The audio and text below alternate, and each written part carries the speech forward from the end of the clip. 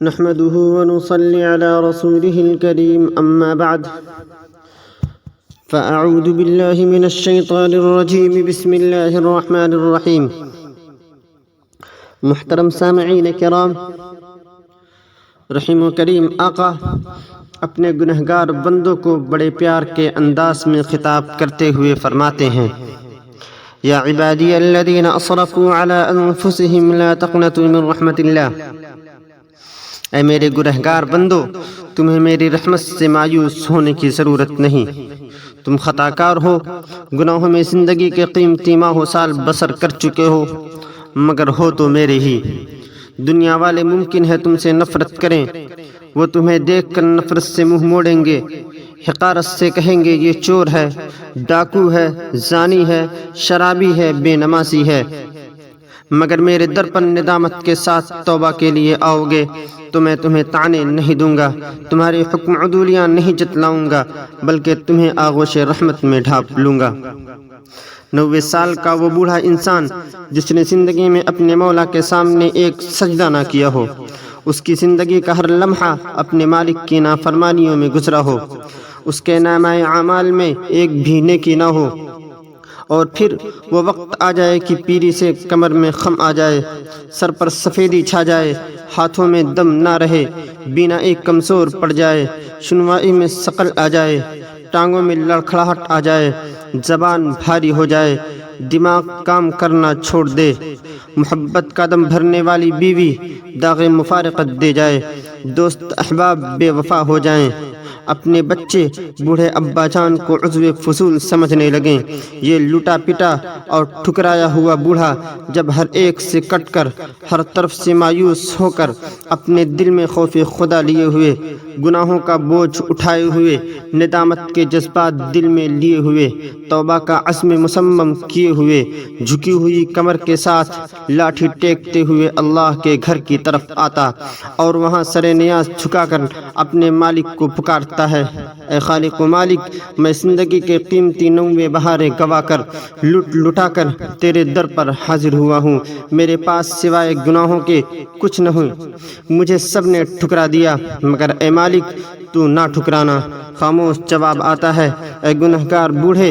تو نے آنے میں ضرور دیر کر دی ہے، مگر میری مغفرت میں دیر نہیں۔ اس در پر آنے والوں کو ٹھکرایا نہیں جاتا، گناہوں کی غلاظت میں آلودہ انسانوں کو دھتکارا نہیں جاتا، ان سے نفرت نہیں کی جاتی، ان کی غلطیوں کو گنوایا نہیں جاتا۔ تیرے گناہ بہت سہی، مگر میری رحمت کا تو کوئی ٹھکانہ ہی نہیں۔ مجھے تو جو بھی سفید بالوں سے حیا آتی ہے، جا میں نے تجھے معاف کر دیا، بلکہ میں نے تیری سچی توبہ کی وجہ سے تیرے 90 سال کے گناہوں کو نیکیوں سے بدل دیا۔ وہ دل شکستہ بوڑھا جو گناہوں کا انبار لے کر آیا تھا، اب نیکیوں کا بار گھنا لے کر واپس پلٹتا ہے۔ فرمان باری تعالی ہے، الا من تاب وآمن وعمل صالحا فاولئک یبدل اللہ سیئاتہم حسنات وکان اللہ غفورا رحیما۔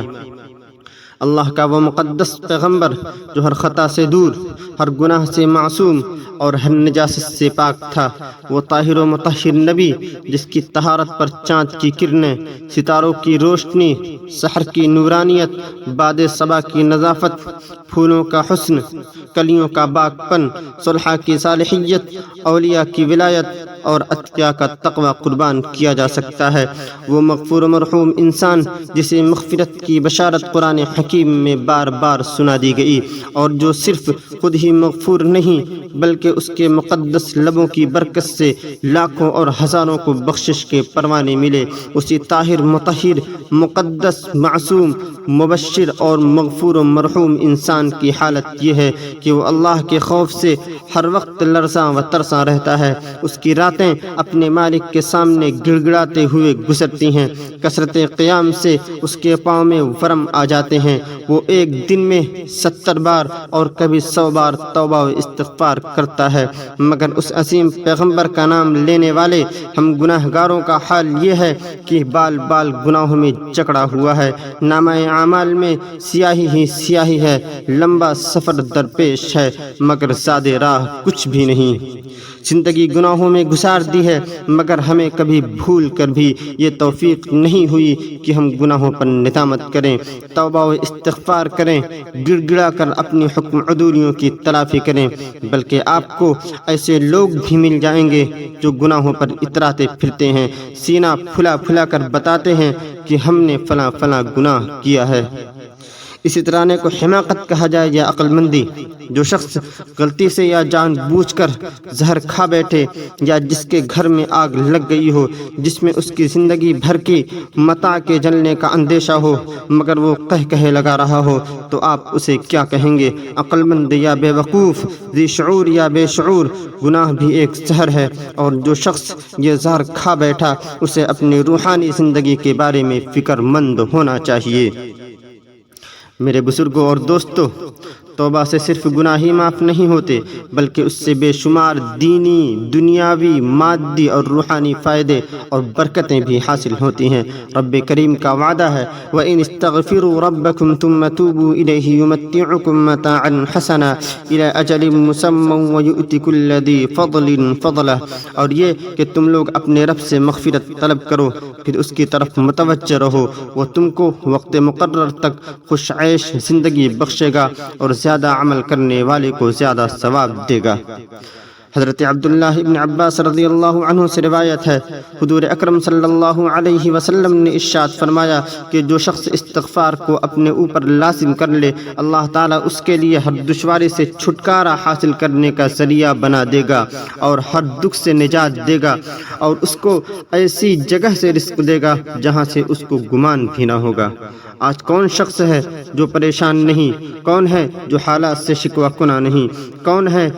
جسے کوئی مشکل درپیش نہیں؟ کون ہے جسے اولاد کی نافرمانی یا رزق کی تنگی کی شکایت نہیں؟ اللہ کے سچے رسول صلی اللہ علیہ وسلم نے ان سب مسائل کا ایک مؤثر علاج بتلا دیا ہے، اور وہ یہ کہ مالک حقیقی سے اپنی حکم عدولیوں کی سچے دل سے معافی مانگ کر اسے راضی کر لے۔ جب وہ راضی ہو جائے گا تو تمام مشکلات ہباء منصورہ ہو جائیں گی اور تمام مسائل حل ہو جائیں گے۔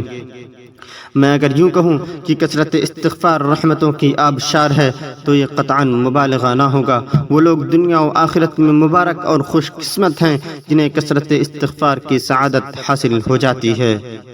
خلاصہ یہ کہ توبہ ولایت کا پہلا زینہ ہے، توبہ گناہوں کی غلاظت سے پاک ہونے کے لیے آب زمزم ہے، توبہ سے پریشانیاں دور ہوتی ہیں، توبہ انبیاء کرام علیہم السلام کا شیوا ہے، توبہ اولیاء عظام کا زیور ہے، توبہ روح کی زنگ کا مؤثر علاج ہے، توبہ رفع درجات کا مؤثر ذریعہ ہے، توبہ سیئات کو حسنات میں بدلنے کا مؤثر نسخہ ہے۔ اللہ تعالیٰ سے دعا ہے کہ وہ ہمیں کثرت استغفار کی سعادت نصیب فرمائے اور اپنے گناہوں پر ندامت اور اس سے سچی پکی توبہ کرنے کی توفیق مرحمت فرمائے۔ آمین یا رب العالمین۔